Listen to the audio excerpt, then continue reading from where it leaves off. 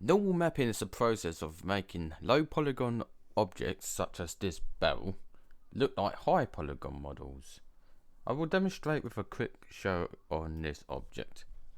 First thing I'm going to do is enter back into a solid mode, and as you can see I have my nice smooth low polygon barrel. How is it low poly, you ask? Oh, if I can put this back into the smooth, which apparently does not want me to do. Oh, here we go. As you can see, I have that many faces. There isn't a lot on this object. Now, let's put that back into smooth. If I hide that and put on the high polygon, this is the high polygon model. And as you can see, there's a lot more edges and vertices, a lot more. That is because this is what we have used to create our normal map. So if I go back into material mode, as you can see, that's what that looks like. And this is what the low polygon looks like. And as you can imagine, the low polygon does look quite nice. You can see more bumpiness. The reason you can see the bumpiness on my low polygon and not this model is because all the bumps for that are made with a simple cloud and marble texture. So if I go into render mode, you can see all that bumps.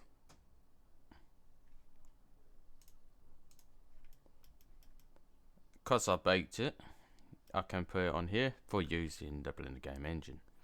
And we're going to do something like this in today's tutorial. So what we're going to do is we are going to go File and New. Going to make a new object. What to make, however, let's see what to make with this box. Oh, hold on a second. Before I do anything else, let's put on our screencast keys so you can see what I am pressing, like so. I think we should make some sort of box out of this, don't you think? Yeah, we're going to make a box. So what we're going to do is we're just going to scale this up by 3, according to my thing. Thing is, my keyboard is actually underneath my desk bit, so I can't see the keys as much. But it is a glass desk. It's just certain things are in the way. But never mind. We'll figure. I still know what I'm using. So yeah, we're going to make a simple box, something like from a sci-fi movie with this cube. And remember, this tutorial focuses on normal maps, so there will not be any major examples of modeling so much or adding in textures and materials. The only thing we're focusing on is the normal map. So we're going to go into edit mode by pressing the tab key, and we are just going to create some lines. To create some edges, just hold down the Control R key and you get this kind of purple line here. You can use the scroll wheel to decide how many you want, but we're just going to have 2 here. Right mouse click to deselect. Now we're just going to press the S key for scaling, and then we're going to press the Z key for the Z axis, and we're just going to move that up.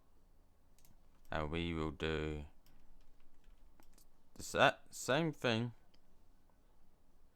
for the sides as well. So again, Control R, scroll wheel once to create the 2. The S key, but this time we're going to go on the Y axis, and we're just going to move it along like so. Let's see, that's quite even, don't you think? Excuse me.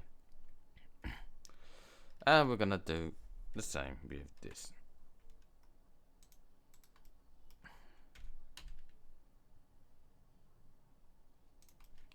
And I think they have all leveled out quite nicely.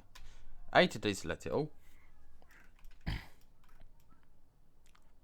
And what we're gonna do is I'm gonna extrude the inner part of the box. They're all selected. I could do the top and bottom, but nah. To extrude, just press the E key, and as you can see that. But we want to have it go inwards. But if I just press the S key and scale, you can see it creates that, which is actually not bad. That's actually something that we want. But if you wanted to sound a bit more deeper, then you press the X key or Z Y key or any key, but it will affect all the other faces that you don't want to do. So we got our base of this box. What I think we may do is extrude again. Yep.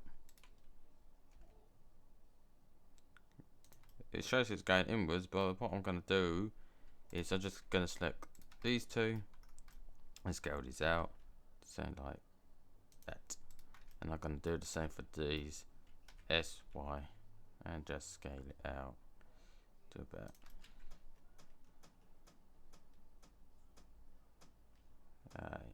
yeah, I think that's pretty reasonable. Okay, we just want to make sure that there's enough shape to this box as much as possible if we are to make it an all map. So we just add in extra lines at the top and bottom. Hold down the Alt and then the right mouse button to select around the cube. Make sure, however, that you select at the edges of the directions you want to go, because if I did it like here, it goes around. Also, when it comes to selecting multiple areas, hold down the Shift key as well when you use that. So that means you still got the top and bottom selected. And we're just gonna extrude them, and then we're just gonna start with the top and just scale that inwards a little bit, like so.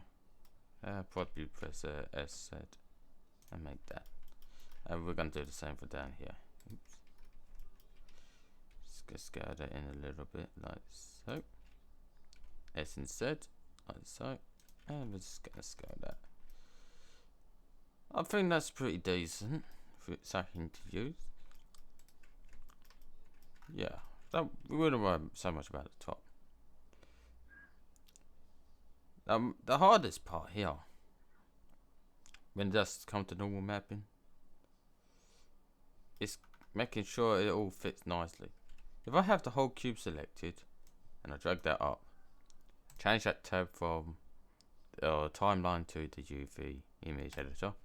If I just press the U for UV mapping and press unwrap, you just get that box, and that's not what we want. If I do it like this, smart UV, you get it in all pieces. Although that is good,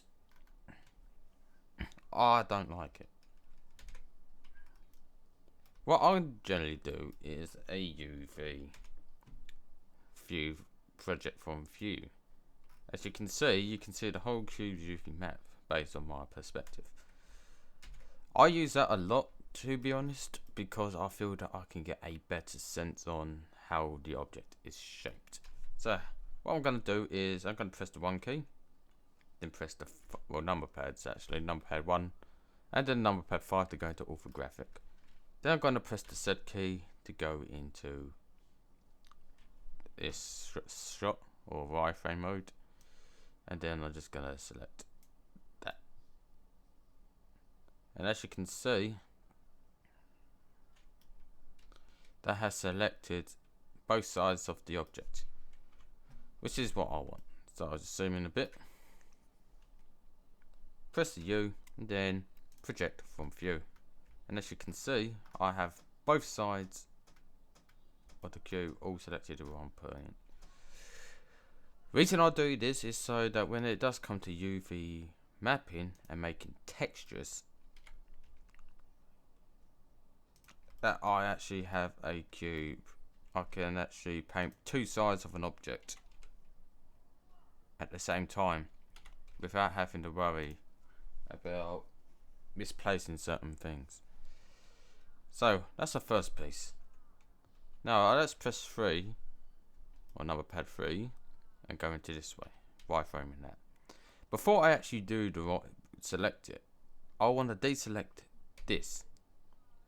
The reason I want to deselect that and deselect that is so when I do actually select all of this, to select a region, you basically just hold down the you just basically press the B key. So now I've got the other side selected, and now we do the same thing as we did, which is U for UV mapping, project from view, and we've got that selected. Now earlier I deselected the UV mapping that and on here. The reason I did that is so I can just press A to select all and I can see my UV map, but that also means that I can position this side without moving the other piece of the cube.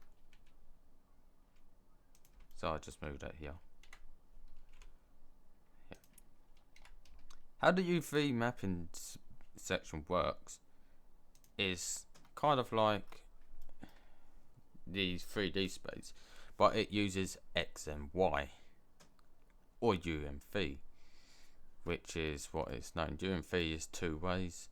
This is X, Y, Z, but you use the X and the Y key in here because it's 2D, so it can only go up and down, left and right. It can't go like up, down, left, right, forward and back. Okay, so we got our two cubes selected. Now we've got to do the same for the top. Oops, I pressed the number lock. Didn't mean to do that. Right, go back in this position. Yep. And then we're just gonna drag along here.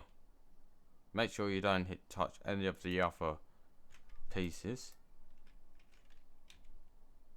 These of your object, because if you do, you might accidentally select one of the other pieces, which is fine, because if I just select the face here, it pops up anyways, so it knows if you selected something.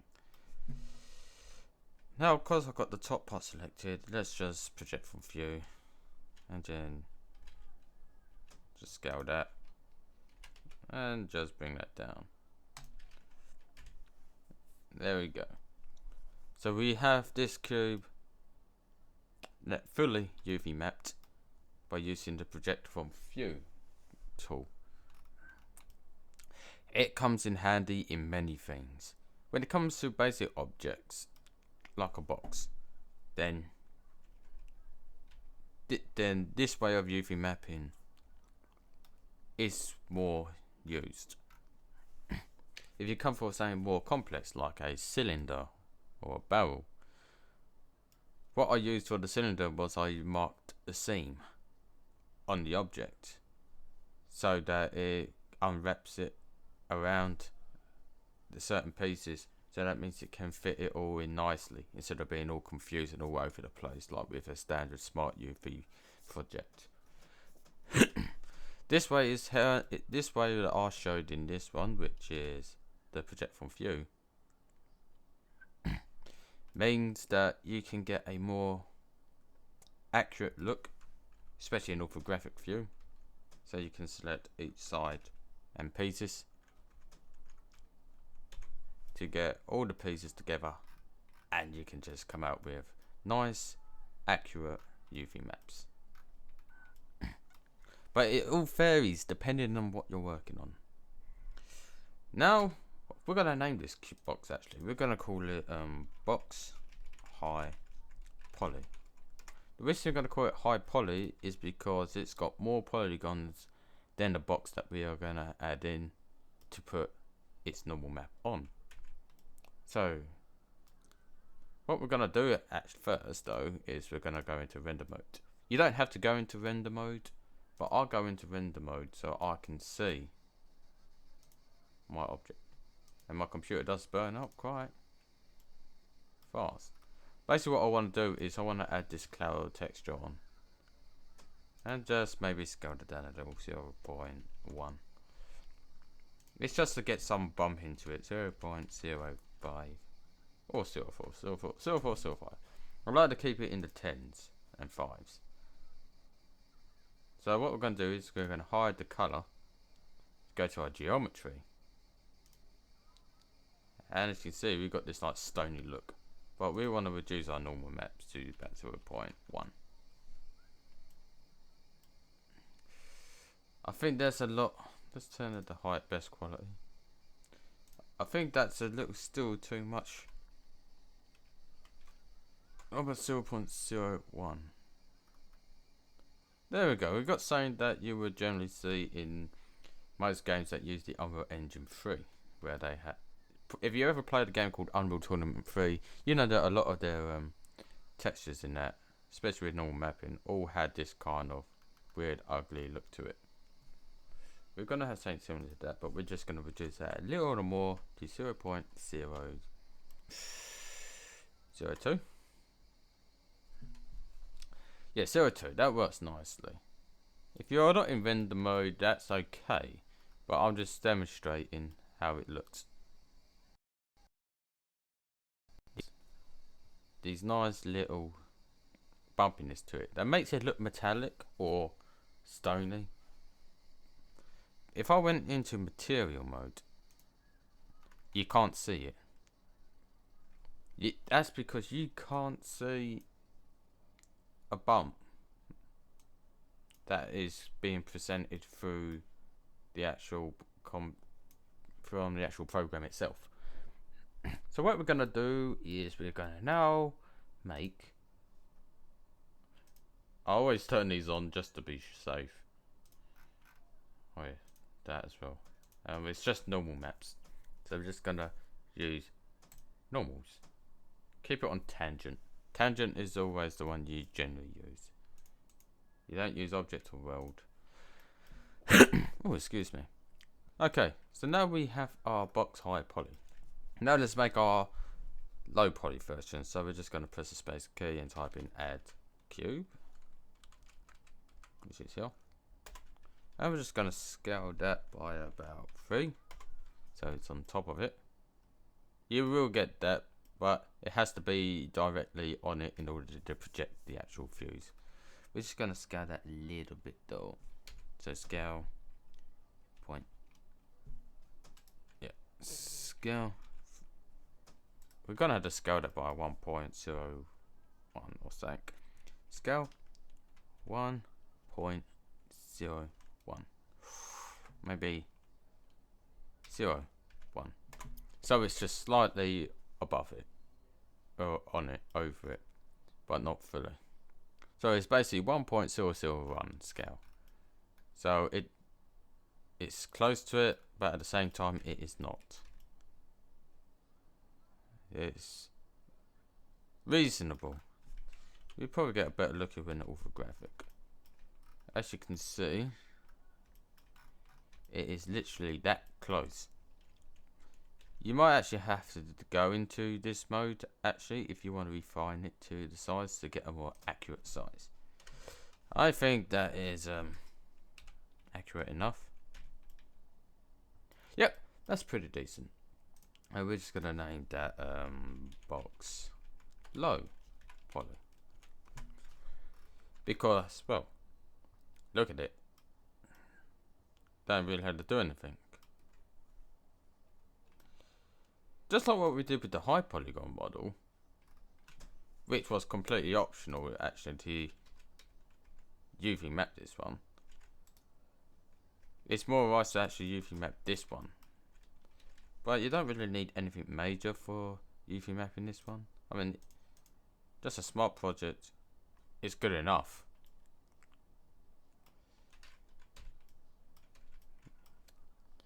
But if you wanted to do, but I'll show that project from views, so you So it comes in handy if you are making a little more complex models.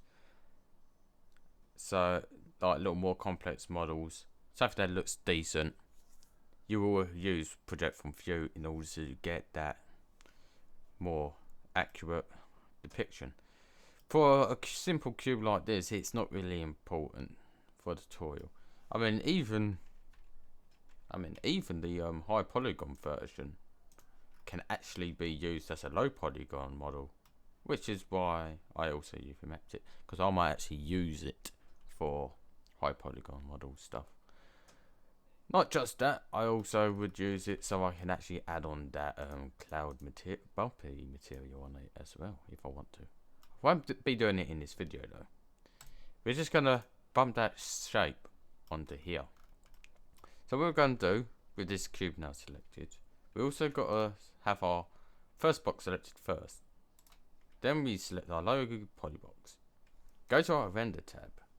I turned on my anti-aliasing and I turned all my compression and stuff up because I feel, I don't know if it's relevant, but I feel that it makes a difference. But before we actually bake the normal, we need to create a new image.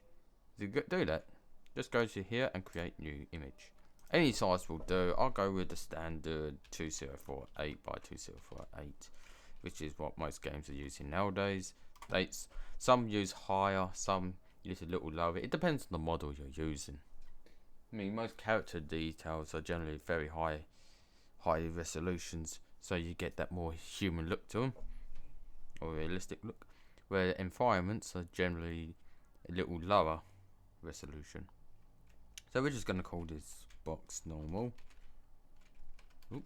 I like to have capitals. I generally turn on 32-bit float as well. So we've got this high thing here. It's quite a big picture. And now what we're going to do is we are going to bake. It could take some time. If it does take long, then I will cut this video short.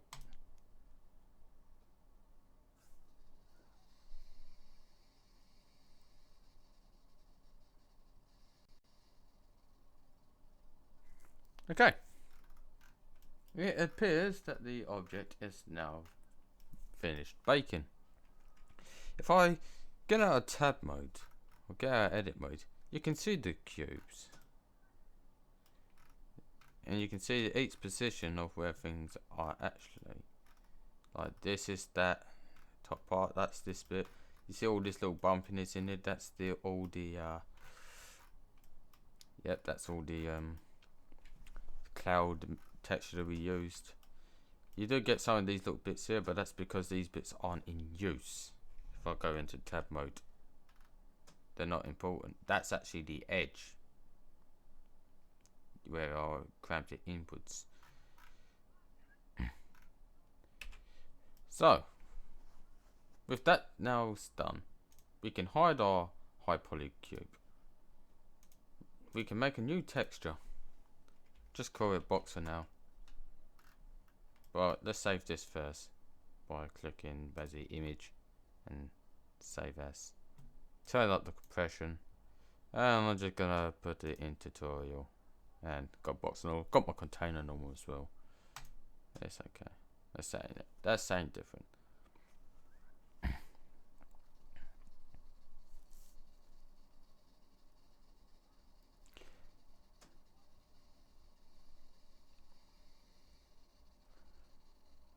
So with the texture now mapped and saved, we're going to go into our material mode.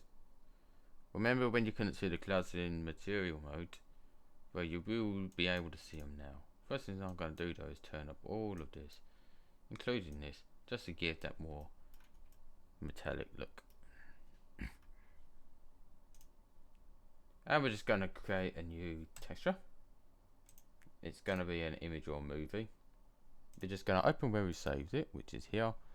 Look at that file size. That's why it's important to know what you're doing with your resolutions and what file size you're using. I mean, because they do make a big difference. The bigger the resolution, the bigger the file size is. And we don't want that. But as you can see, we got our cube now UV mapped. The one thing you may see a problem with is this bit. The reason being because that's actually meant to be empty space. But you can get away with it for this tutorial, as well as if you were far away from it, you wouldn't really take notice.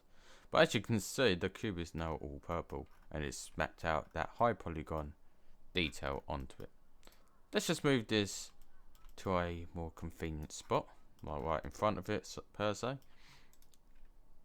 And we are just gonna name that. If you are making any productions, it's important to name your textures and your materials so you don't get confused when it comes to looking for it. It's very important.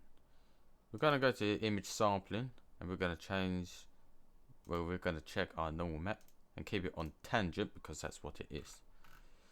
Keep it on UV because it's already UV mapped for us. Let's make two of these actually. I'm going to stick that there and I'm going to drag another one over there, just so we can get both sides of the texture.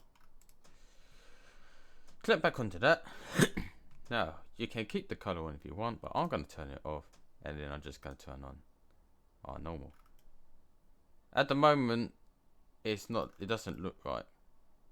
Because it don't look right, it's because we just had to click on our color spacing and just select our sRGB again, and there you go, it puts it to its normal look, how it would look, and we have this beautiful normal mapped object. If I go around, you can see the dark areas where the light's not reaching, just like here, and it goes around. It does kind of look 3D and stuff like that. Now, if I made a bump map version of this, which is basically a black and white version, it would not look as good as a normal map. The difference between a normal map and a bump map is that a bump map is just based on black and white colors. The white meaning it's higher and black meaning it's deeper. Normal maps projects a high polygon model onto a low polygon model, so you can have lower vertices, lower polygons, but still have that high polygon look. It is very common in video game development because they want to make the best looking games at good quality, but they want to make sure that it runs on your systems, and the only way you can do that is to use normal maps. And every game that you play since the introduction of normal maps, which was sometime before 2005, way before 2005. I think the first, I don't know what the first game was that used normal maps, but I know that the first game that I ever played that used normal maps was Gears of War, and that used normal maps for its weapon designs, characters, armor, environment designs, and all that stuff. And that was made back in 2006, and it is still used today, though there are newer methods available now that you can use.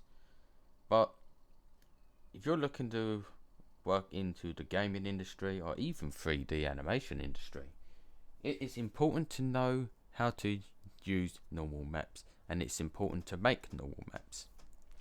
Some programs like Adobe Photoshop does have the option of making normal maps, as long as you've got the plugin for it.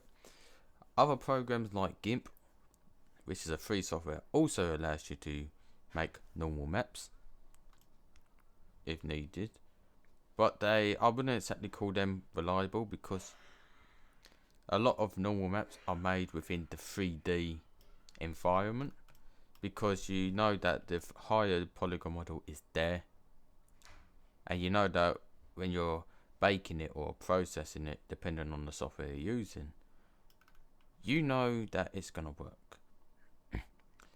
Now, I cannot confirm or deny if Autodesk Maya has normal maps, but I do believe Autodesk 3ds Max uses normal maps on the principle that 3ds Max is one of the most common 3D programs used for developing like models for video games. I mean, get studios like Epic Game Studios confirmed in one of their making videos, like the making of Unreal Tournament 3, there was a mention of the software 3ds Max in that video.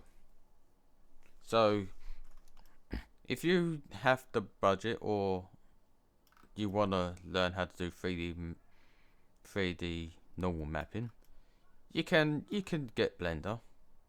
If I assume that anyone who's actually watching this video has Blender.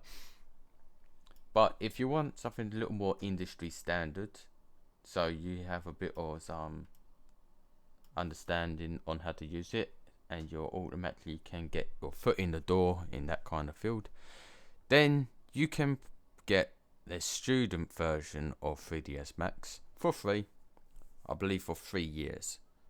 I will leave a link in the description where you can get Autodesk 3ds Max student version. Unfortunately, you won't be able to use it for commercial use because it's educational reasons, so you had to use it for what it's intended to be. But I hope this tutorial has been handy for any Blender users who want to make video games in the Blender game engine and want them to look very high detailed. I mean, obviously this ain't the best normal map in the world, but for something basic, it's pretty good. I'm just going to save this. I'm going to save it next to barrel. I'm going to call this one box. So we say that. I mean, just like the barrel one, I did something similar. Similar to what I did there. I basically baked the high polygon model onto this low polygon, where you get the look. Because remember when I said that I used a seam for this? Because if you look here, this was done because I marked seams. And you can see there were seams. Oh, these red parts. These red lines. That is my seam. That's how I made this barrel. So there are certain ways of doing normal maps for these games and in Blender. It's just trying to find the right one that suits the object you are using. I mean, me personally, I feel that seams are more better suited for cylinders, and projectile views are more better suited for cubes and cube-based objects. It all depends on what you're modeling. That's what I'm saying. I'm Lucas No from Aesthetics Interactive Studios. This is my Blender tutorial of a more in-depth look on normal mapping. Thank you for watching.